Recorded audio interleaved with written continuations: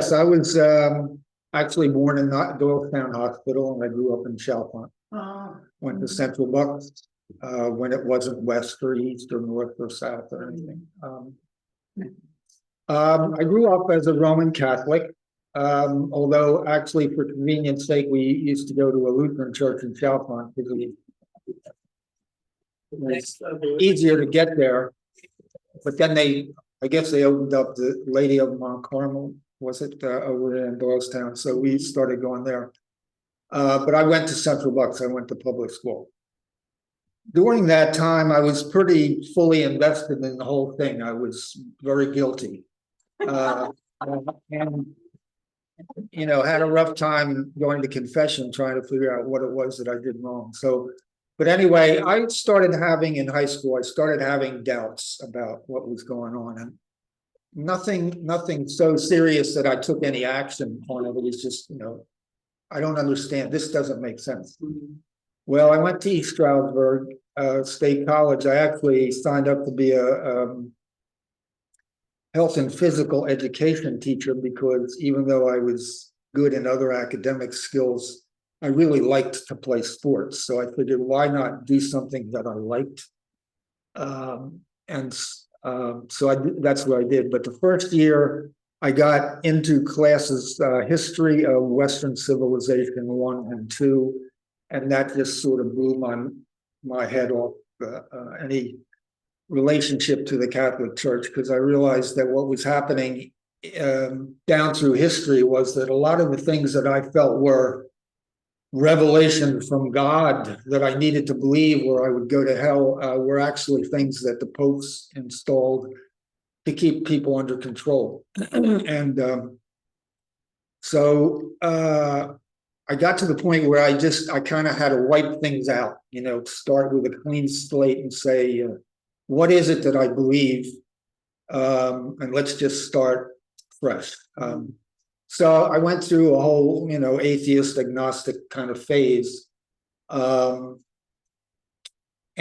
I switched from, they were overloading my schedule and I wanted to take other classes. So I started taking classes in social studies and switched over to social studies education. And that's what I graduated in. Had I gotten a job as a teacher, I probably would have stayed out of the Army, but I didn't get a job right away. So they drafted me within the first month of my graduation. I had contemplated going to Canada. Because I wasn't really into the war. But again, I wasn't strong enough, or, you know, I didn't have the courage to do something that drastic. So I got drafted, and fortunately they sent me to Germany.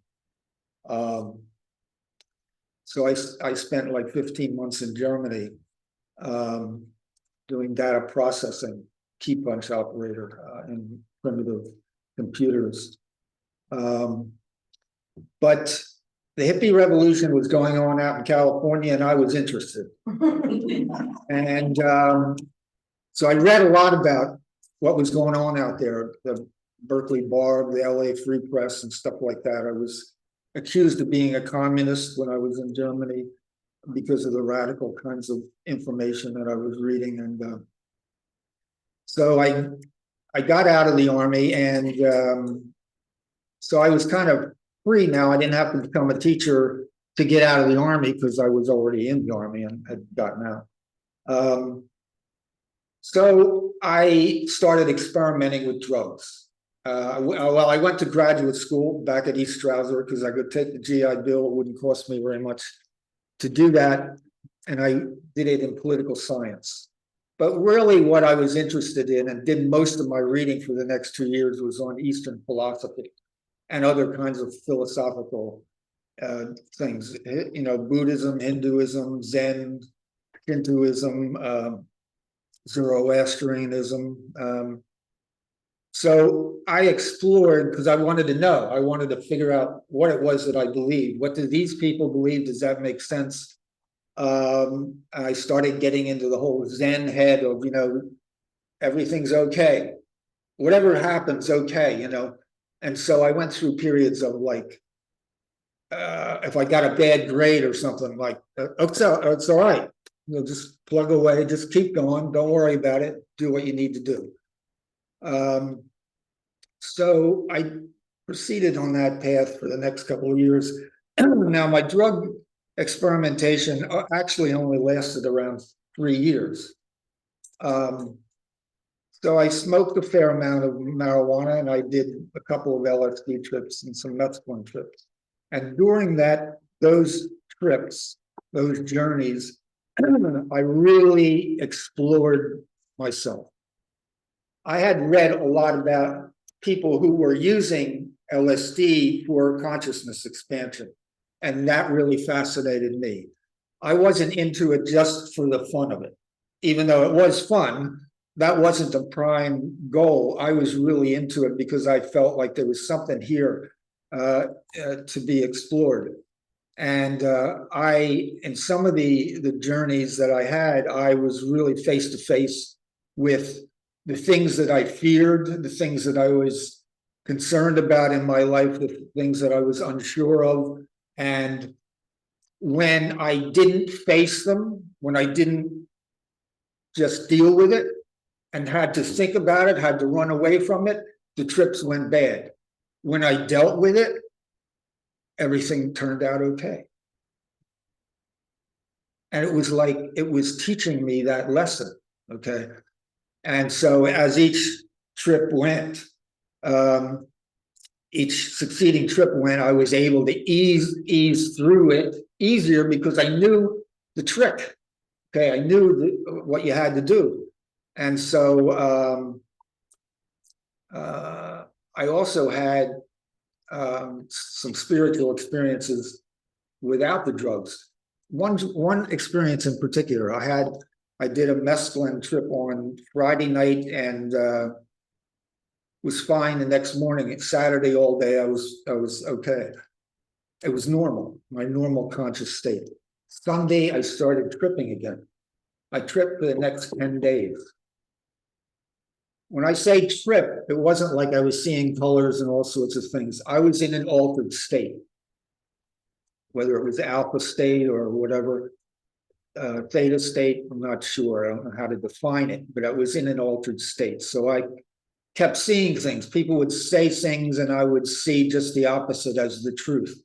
I was in a class and the teacher would come in and man needs order. And my immediate impression was, no, he needs chaos.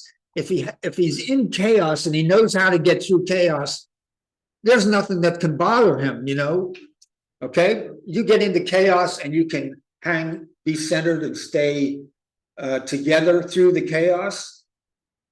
Whether you're in order or you're in chaos, you don't have to worry because you know you can do it. But he had a problem with that, so because I was doing that all during class.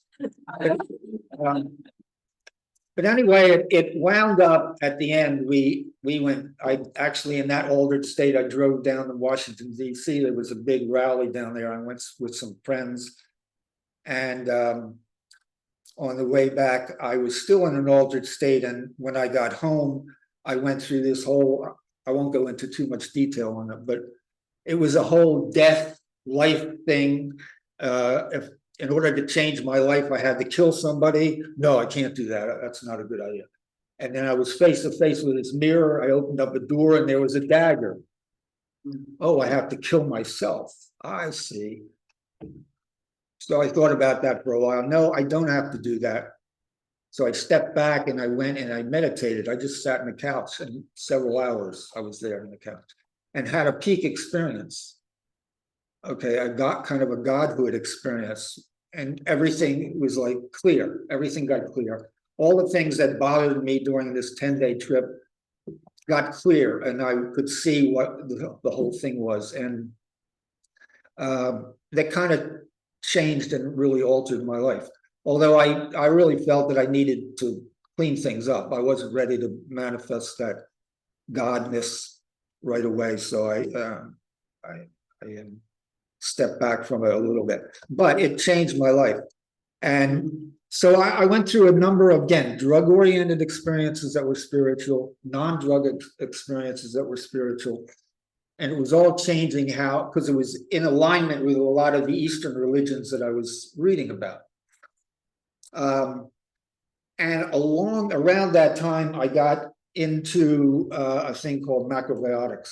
Now, a lot of my friends were vegetarian because they didn't want to kill animals. But I had read a book on The Secret Life of Plants. And The Secret Life of Plants, they showed how plants had consciousness too, and they could communicate. And I felt like anything that you ate had consciousness. You had to kill it first and then eat it. And then also the whole American Indian, I was getting into American Indians too. The whole idea of, always praying, always having gratitude for whatever you ate, whatever you took in. When you hunted, you prayed, so if you were sacred about it and solemn about it, whatever you ate was okay. But I got a book called Ural Sanpaku, which is a Japanese author wrote it. And Sanpaku is when your eyes go up in your head, okay, like this.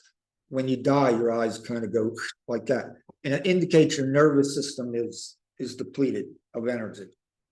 And if that happens while you're still alive and the eyes go up like that, your nervous system is very weak and you're really susceptible to accidents or danger, some kind of violent death. Okay. John F. Kennedy was that way, and Luther King was that way too. But anyway, the book outlined food and diet, and it tied it into Oriental philosophy. And it was like, okay, this is where I'm at. Okay, I get this, all right? Because I had been studying the Oriental philosophy, and all of a sudden diet kind of went right in alignment with it. And I said, I know half of this, but I don't know the rest, so I need to study it. And so I knew that this was my path. So that's what I did. And this is the early 70s we're talking about. In 74, I tried marijuana a couple of times, didn't get me high, made me sleepy, so I didn't. But what happened was all these neat spiritual things on drugs were happening. I started to feel I need to be able to do this without the drugs. I need to be in this state of mind without the drugs. And so I just decided not to do it anymore. And so I got onto this macrobiotic path. In the process of doing that, I got into, again, it's Oriental philosophy, it's yin and yang, okay? Seeing food and seeing what you eat in terms of hot and cold, up and down energy, in and out energy, and seeing it that way as opposed to just a nutritional point of view. So, and it's basically it's not a vegetarian diet, it's a plant-based diet, but you can have a little bit of fish once in a while, some eggs and chicken, but it's mostly vegetarian oriented. It really defines the energetic properties of the food, and then it recommends a middle way to be balanced so that you don't eat a lot of extreme yin or extreme yang foods. Try to stay in balance most of the time.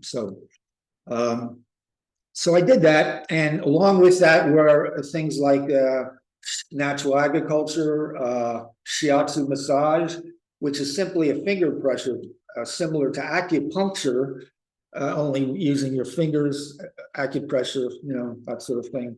So I studied that, eventually became a practitioner of that, and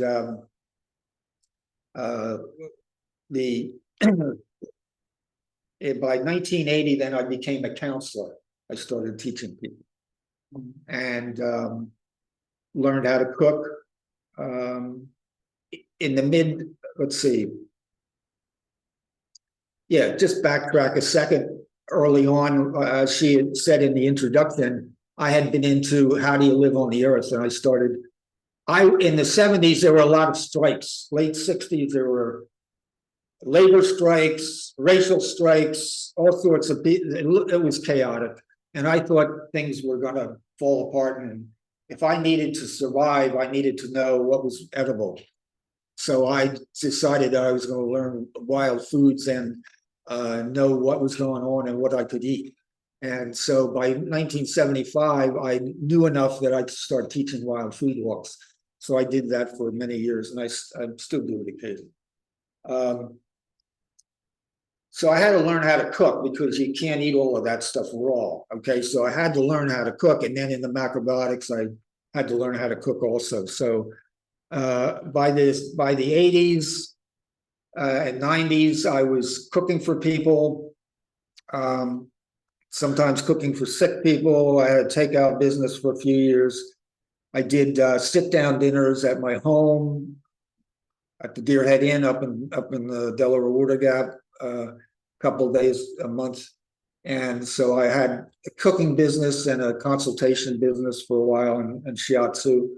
I started eventually learning to do craniosacral work. I studied at the Upper Ledger Institute. They had classes all over the country. And I don't know whether you know anything about the Upper Ledger Institute, but craniosacral work and lymph drainage and a number of the other modalities just puts the medical establishment to shame in terms of what you can do to heal people without the use of drugs and surgery. So it's an amazing place. I'm sure there are other amazing places too. I'm just saying that's my experience. And I've seen amazing things. There was a woman with surgery. She had scar tissue all over her stomach. And we had a lymph drainage class, and this scar tissue was hard, okay, after a while. And doing lymph drainage, all of a sudden it started just softening up and loosening up, and the scars would start to move, it looked much better, even just over a weekend. So I've seen some amazing work there with some of those modalities. Now, let's see, progression. I've been always into cooperative stuff. I do really well when I'm working with people, as opposed to just working for myself. So I've been into co-ops. We had a co-op up in the Monroe County there. I used to live up in Stroudsburg, and we had a co-op. We had a CSA up there, and I was the head of both of those. So we got, when nobody else was doing it, started teaching yoga. Nobody else was teaching yoga. And so I was doing a lot of work up in Monroe County for many years. Permaculture is another thing that I got introduced to it in a way through the macrobiotic thing of natural agriculture, where there was a man who he would grow on his field all year round and never ever plow. And so he would grow rice, and before the rice got harvested, he would plant the next crop in the rice. Okay, and then he would harvest and then use the hay for mulch, and then the next crop would come up, and he would do that all year round. And to fertilize, he would bring his ducks in, and they would just run around the field, and then he would take the ducks out, and it'd be fine.